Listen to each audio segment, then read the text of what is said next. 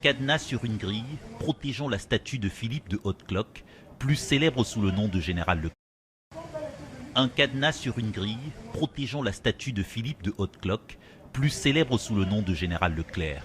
Un héros de guerre français qui a entamé sa campagne contre l'Allemagne nazie ici au Cameroun, où il devient gouverneur colonial en 1940. Mais pour cet activiste camerounais, le général Leclerc n'est rien d'autre qu'un colon. Nous sommes ici devant l'imposture coloniale, le capitaine de l'armée française Philippe Haute-Cloque.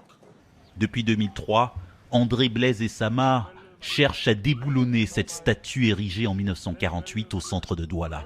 Il a déjà tenté de la décapiter plus de 20 fois, ce qui lui a valu des dizaines de séjours en prison. Ce monument, malheureusement, m'a amené plusieurs fois en prison sans que les Camerounais ne comprennent. Mais je crois qu'aujourd'hui, avec Black Lives Matter, tout est clair. L'ambassade de France, le consul de France doivent retirer leur capitaine ou leur général et les mettre dans les jardins. Personne ne va aller toucher ça. C'était quelqu'un qui dépréciait la valeur de l'homme noir. C'est lui qui était venu enrôler de force les Camerounais, qu'on avait appelé à l'époque tirailleurs. Il était un négrophobe. À Douala, une autre statue honore les soldats français de la Seconde Guerre mondiale, mais presque aucune ne rend hommage aux héros camerounais de la lutte de libération contre la France. De quoi entretenir la colère des militants anticolonialistes comme André Blaise et Sama. Un combattant. Bonjour. L'activiste s'est donné pour mission de remplacer les figures de l'époque coloniale par des statues de leaders nationalistes fabriquées dans cet atelier. Des légendes camerounaises comme Ruben Oumniobé, considéré comme le père de l'indépendance et assassiné le 13 septembre 1958 par l'armée française.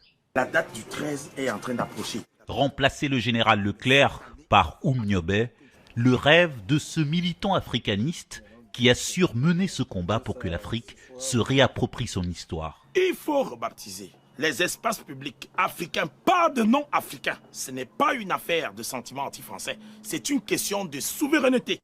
Réhabiliter les leaders anticoloniaux, une volonté partagée par de nombreux leaders communautaires. Sur les berges du fleuve Vouri, ce chef traditionnel organise un rite sacré pour les héros de l'indépendance. Ici, la lutte armée contre les colons a fait des milliers de victimes camerounaises dans les années 50 et 60. Pour lui, il est temps d'honorer la mémoire de ces figures anticoloniales. Douala Mangabel et Ruben Oumniobé sont ceux qui honorent le continent et nous devons demander aux générations futures de suivre ces pas. Dans Douala, cette bataille pour réhabiliter les figures anticoloniales engrange ses premières victoires. Des rues portent de plus en plus les noms de leaders indépendantistes si longtemps bannis des livres d'histoire au Cameroun.